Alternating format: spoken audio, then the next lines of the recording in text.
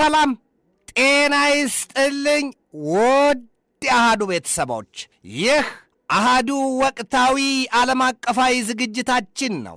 በዛሬው ዝግጅታችን ዓለም በአየር ንብረት ለውጡ ጫና በአውሮፓ ክፍሏ በፈረንሳይና በእንግሊዝ በፈረንሳይና በስፔን የገጠማትን አደገኛ የሙቀት ወጀብና የእሳት ቃጠሎ፣ በዚያው በአውሮፓ አህጉር ምስራቁ ክፍል የሩሲያና ዩክሬንን አስከፊ ጦርነት፣ ምድሪቱ በመካከለኛው ምስራቅ ቀጠና ክፍሏ ደግሞ የገነፈለባት የጦርነት እሳት፣ የጋዛ ሰርጥን ይዞ የእስራኤል የኢራንና የአሜሪካን ዳፋና መዘዝ፣ የባሕረ ሰላጤውና የመካከለኛው ምስራቅ ቀጠና ሀገራቱን የሳውዲ አረቢያ፣ የተባበሩት አረብ ኤምሬት፣ ኳታር፣ ኩዌት፣ ባህሬን፣ ዮርዳኖስ፣ ኢራቅና ሌሎችንም አጠቃሎ የጦርነት ሰደድ እሳት ተቀጣጥሎበታል።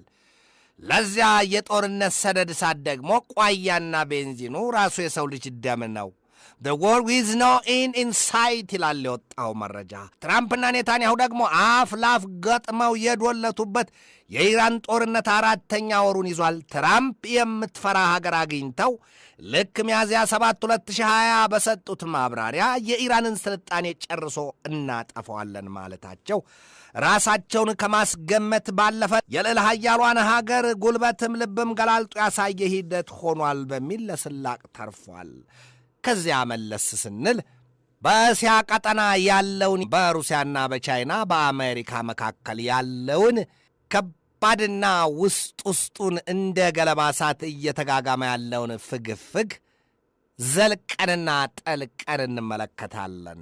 እስከ ዝግጅቱ ፍጻሜ ድረስም አብራችሁኝ ትዘልቁ ዘንድ የአክብሮት ግብዣዬ የአየር ሞገዱን ሁሉ አሳብሮ ከልባችሁ ይድረስ የምላችሁ አዘጋጅቼ የማቀርብላችሁ ትዕግስቱ በቀለ ነኝ።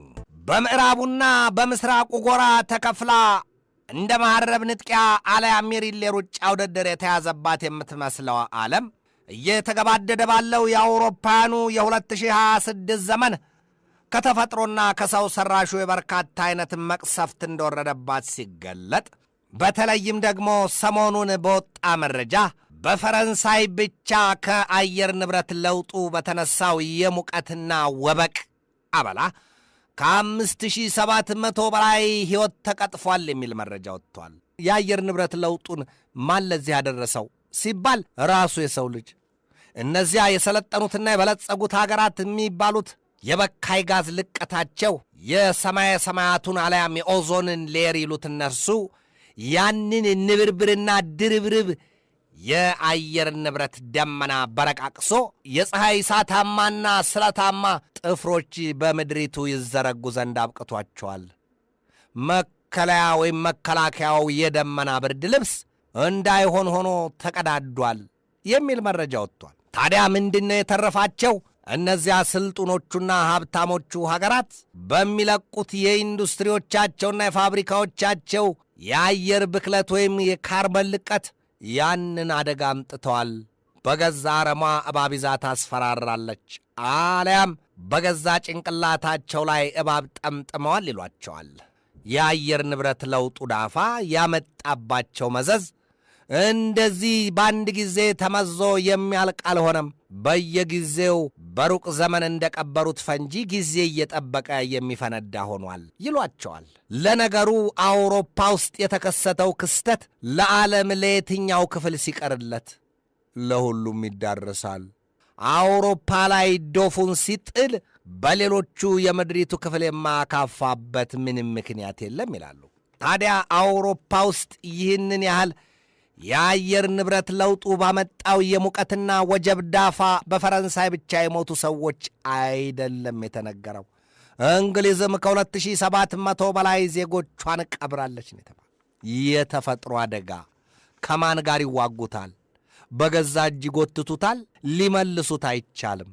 ሞኝ ከሌሎቹ የሚማርበት ልብ ቢኖረው ኖሮ እዚህ ቁጭ ብሎ ስንቁን ያደራጃል። የአየር ንብረት ለውጡን የሰው ልጅ በገዛ እጁ መዞ አመጣው ከተባለ የዚያን መሰል አደጋ ከመጣ በመላው የምድሪቱ ክፍል ዛሬ ያለው የአየር ንብረት ለውጡ ጫና እየታየ ነው። በዚህ ወቅት ዝናብ እየተጠበቀ ዝናብ እየዘነበ የተስተካከለ የአየር ንብረት የበጋ የክረምት የበልግ ዘመን በሚዘሩና በሚያመርቱ አካባቢዎች ዛሬ ጠብታ ዝናብ አይታይም። ዝናብ የለም። የሙቀቱ አባዜ ጉድ እየሰራ ነው የሚባል መረጃ እንሰማለን። ከቆምንበት ምድር ማየት እንችላለን።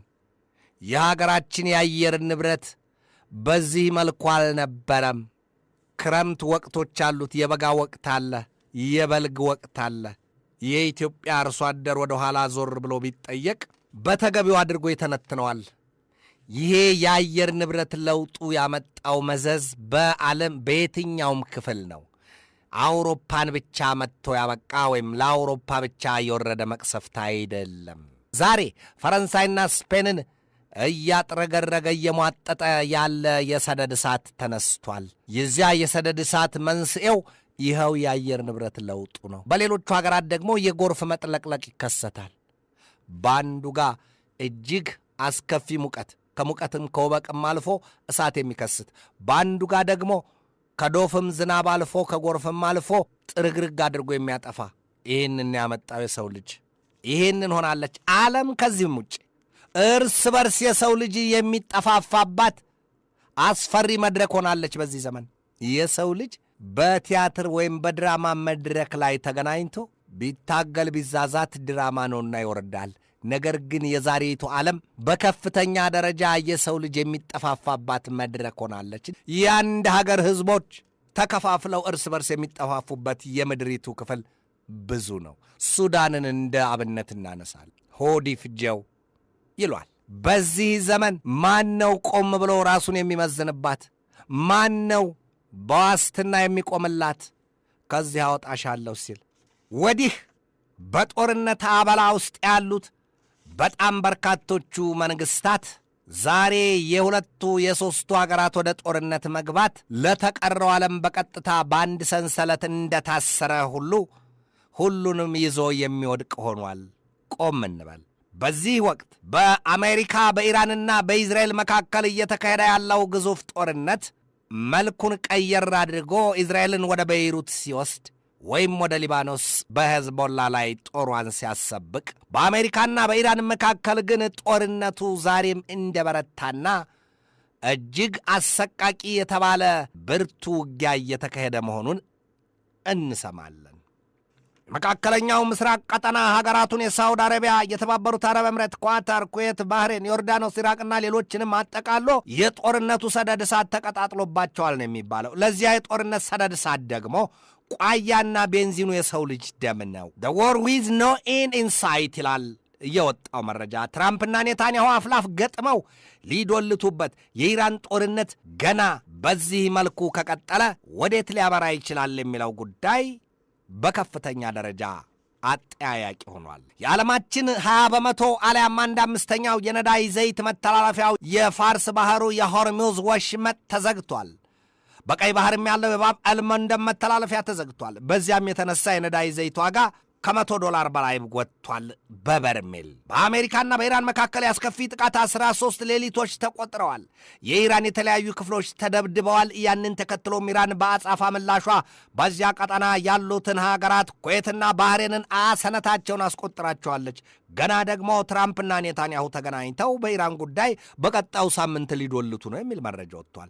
የየመን ሀውቲዎችም የሳውዲ አረቢያን 2 መርከቦች ማገታቸውን ተከትሎ የዚህ ሳምንቱ ዜና ሳውዲ አረቢያ ዛሬ ከእኩለ ሌሊት ወዲህ በየመን የሆዳይዳን አካባቢ ስታነጉለው ማደሯን የተሰማው የሳውዲ አረቢያ መራሹ ጥምረት ከሆዳይዳም ውጭ የራስ ኢሳና የአልሳሊፍን ኢላማዎች ማድረጉም ነው የተሰማው። ሀውቲዎች ግን ከምድር ከሰማይ እንደገና ዳቦ እሳት ይወርድባቸው ቢነድባቸው የማይነቃነቁና የማይፈለቀቁ መሆናቸውን ይገልጣል። አንተም ጨካኝ ነበርህ፣ ጨካኝ አዘዘብህ ይሏል። የምዕራባውያኑ የስለላ ተቋማት ፍርሃት ያራዣቸው ይዟል ይሏቸዋል።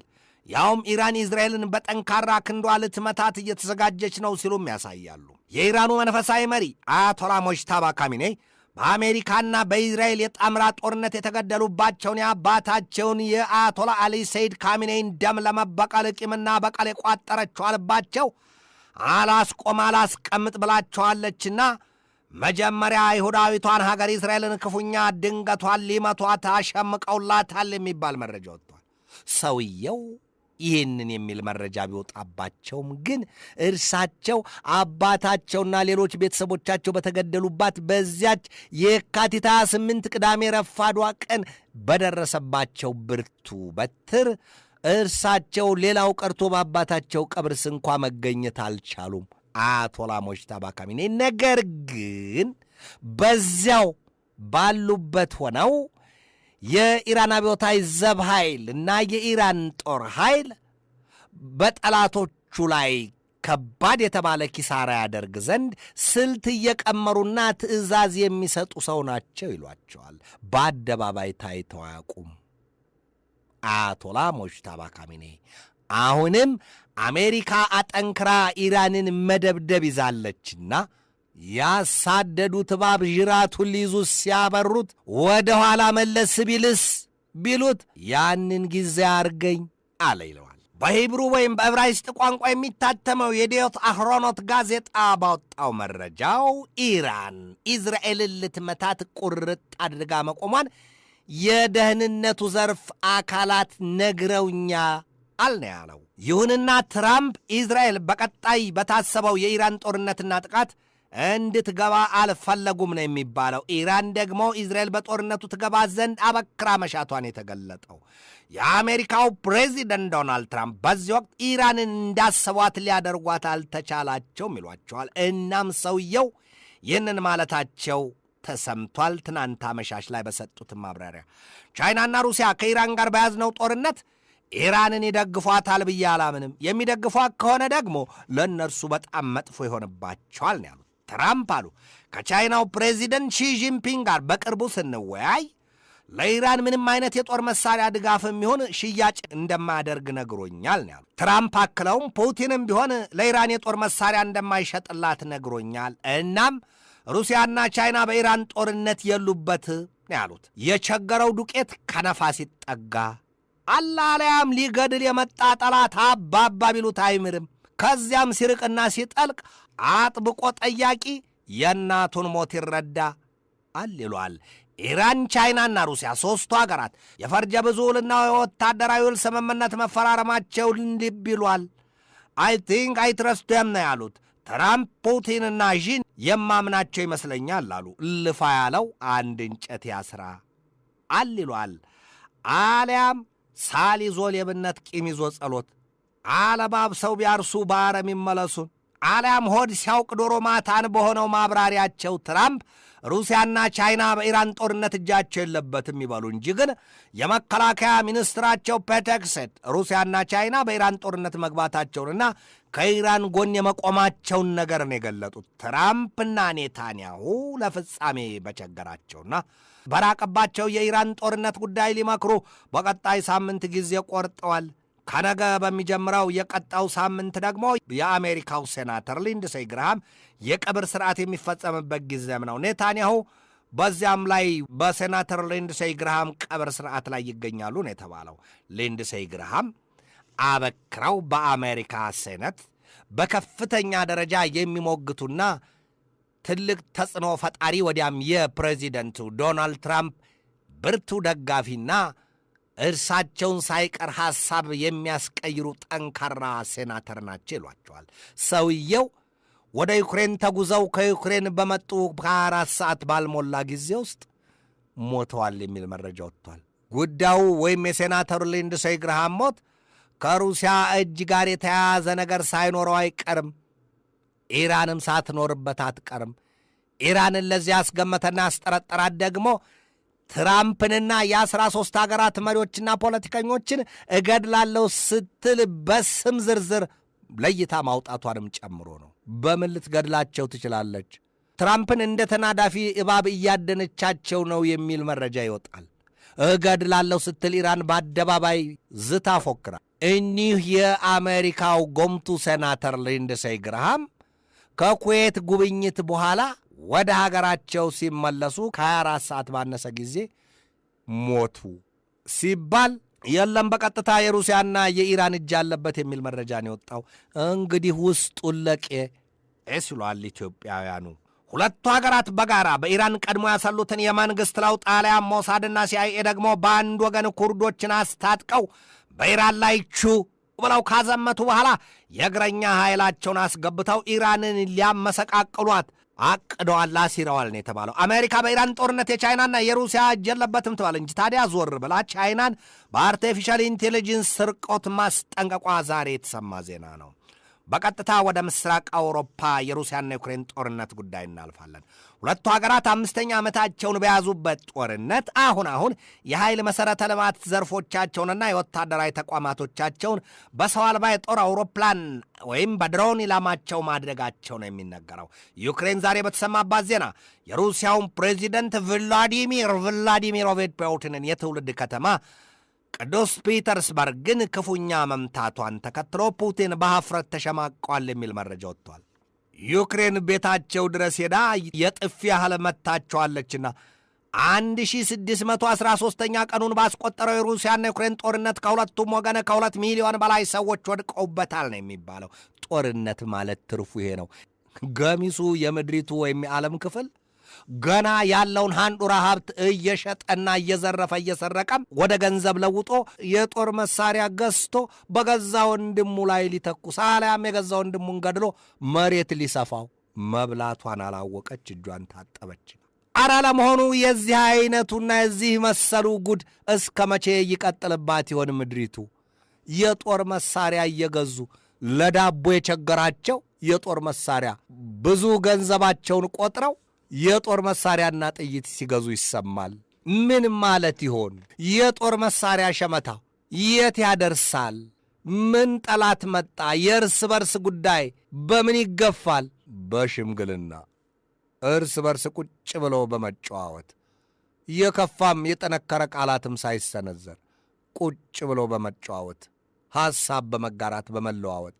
ለዚህ አይነቱ ሴራ ደግሞ የፖለቲከኞች የተሳሳተ የታሪክ ቀመር ነው የሚል መረጃ ወጥቷል። አሁንም ሱዳንን የጦርነትን አስከፊ ገጽታ እንዴት ከዚያ መቀመር አይቻልም? ጥያቄ ብቻ ነው። የአዲስ ነጠላ ዜማቸውን ያህል ሆኖባቸዋል ይሏቸዋል። የማያቅ ዳቦ ፊሪዳው ይሏል ኢትዮጵያኑ። ትራምፕ የጀመሩት የኢራን ጦርነትና መቋጫ በጅለታለሁ ሲሉ የፎከሩለት የሩሲያና ዩክሬን ጦርነት እንዲሁም የጋዛ ሰርጡ ቦርድ ኦፍ ፒስ ጉዳይ ለእኛ ለፒስ ፕሬዚደንቱ ዶናልድ ትራምፕ ንቅንቅ ያላለ የሐሳብ ጉዞ ሆኗል። ወዲህም የቀሯቸው 2 ዓመታት ከነዚያ መሰሎቹ ምስቅልቅልና ውስብስብ ቋጠሮች አንጻር የት ያደርሷቸው ይሆን? እውን ምን ሊከሰት፣ ዓለም ምን ልታይ ምን ልትሰማ ትችል ይሆን? ጊዜን መጠበቅ ብቻ ነው። ዓለም ያጣችውን ሰላም፣ የጎደላትን ፍቅርና መከባበር እርግፍ ብሎ ከጇ ጠፍቷል። ላይኗ የምታይበት አቅጣጫ ተሰውሮባታል። ሰላም ከሌለ ይሄው ነው። ዘራዳም ዛሬም ስለ ሰላም አልተረዳህ ይሆን? ወዲያ አሃዱ ቤተሰቦች የዛሬን በዚህ ተሰናበትኳችሁ። ሳምንት በሌላ ርዕሰ ጉዳይ እንገናኛለን። እስከዚያው ከልባችን እስከ ዓለማችን ሰላም ተመኘሁ። በድጋሜ ሰላም።